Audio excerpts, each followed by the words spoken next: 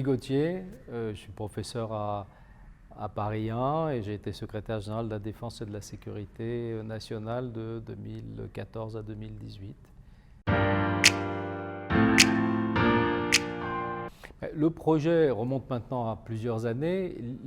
Il partait d'un constat, la faible place faite aux études géopolitiques, géostratégiques, aux questions militaires et de défense dans l'université française. Et donc, il n'y a pas, par exemple, de discipline dans ce domaine reconnu. Il n'y a pas de département des WAR ou des Strategic Studies tel que ça existe dans de nombreuses universités européennes ou anglo-saxonnes. Et donc, voilà, la chaire, elle servait d'amorce maintenant à des projets qui sont bien développés au sein de Paris 1 et qui ont contribué à une acclimatation de ces questions aussi dans d'autres universités. Je pense à Lyon, je pense à Bordeaux notamment.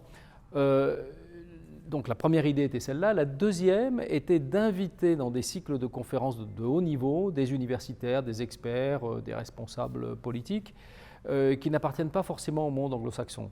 La littérature en matière géopolitique ou géostratégique a été très dominée par la littérature anglo-saxonne et à cette période de la mondialisation, il paraissait aussi essentiel d'entendre la voix d'autres penseurs, d'autres chercheurs. On invite des Chinois, des Japonais, des Pakistanais, évidemment des Européens, bien sûr aussi des Américains, mais des Russes.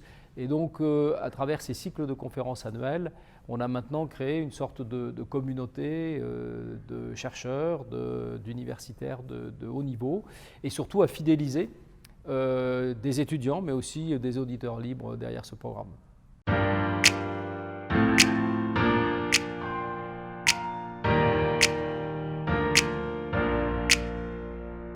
Je les vois en matière de sécurité intérieure parce que je vois bien se cristalliser toute une série de défis sur la sécurité des sociétés elles-mêmes, et notamment des sociétés européennes qui sont des sociétés ouvertes, démocratiques et par là même quelquefois plus vulnérables.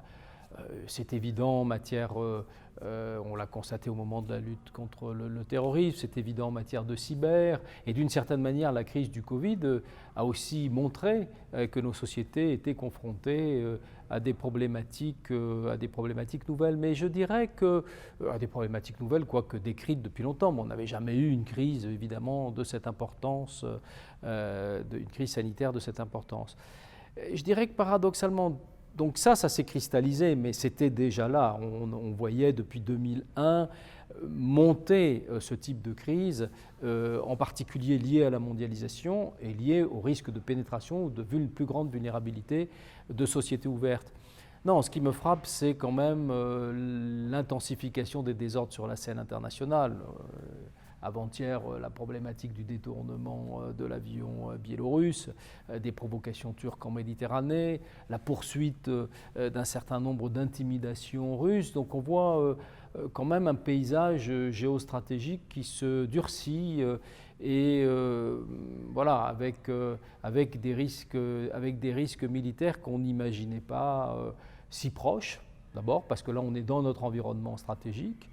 Et je dirais que depuis 2014, les choses se rapprochent de nous et créent des facteurs de perturbation durables dans l'environnement même des Européens.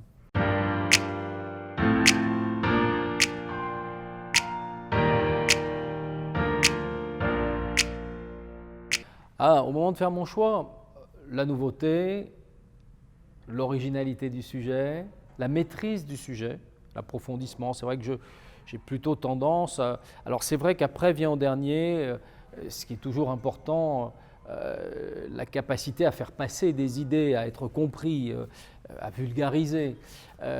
Donc il y a un peu tout ça, mais un peu dans cet ordre. Donc je trouve qu'un prix géopolitique, c'est vrai qu'il doit d'abord être assis sur des bases d'ouvrages qui ont été scientifiquement réfléchis, pensés, sur un travail d'enquête scientifique préalable. Même si après, ce qui fait forcément le plus, c'est la qualité aussi de l'écriture, d'être capable de transformer un peu cette matière brute en quelque chose d'agréable à lire pour les lecteurs. Mais voilà, donc il m'arrive d'avoir des choix pour des grands journalistes, il y en a qui ont travaillé dans le domaine géopolitique. C'est vrai que je privilégie un peu plus les universitaires par tendance, voilà, les chercheurs. Voilà, je ne sais pas quoi vous dire de plus, mais vous savez, la qualité d'un livre, voilà, il s'apprécie pour beaucoup de raisons. Mais c'est un peu comme une copie d'étudiant, quoi. C'est assez vite qu'on rentre ou qu'on ne rentre pas et qu'on voit les qualités et les défauts, c'est assez immédiat.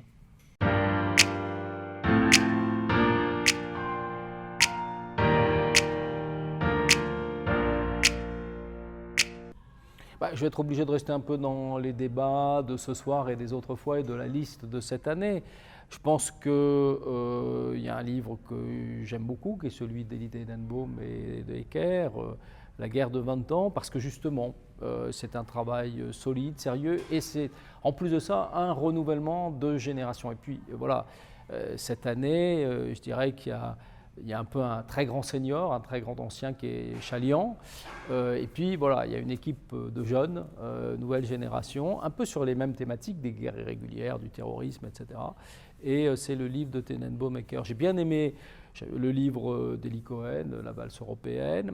J'ai trouvé intéressant, c'est un vrai document, le livre de Barnier sur le Brexit et la grande illusion. Et puis ensuite, si je faisais, ce qui n'est pas, voilà, mais comme c'est un ouvrage collectif, je peux en faire la publicité, même si j'en ai assuré la direction, c'est, et plus globalement, l'ensemble de la collection dirigée par Hervé Dervillon qui s'appelle Mondes en guerre. Et voilà, j'ai dirigé le dernier tome. Je pense que pour des étudiants, c'est un panorama très complet. Il y a une dizaine d'auteurs qui traitent des conflits de 1945 à nos jours. Donc c'est un bon ouvrage de référence, solide, argumenté et en même temps agréable à lire, je pense. Voilà, donc j'ai fait un petit peu de publicité aussi pour cet ouvrage.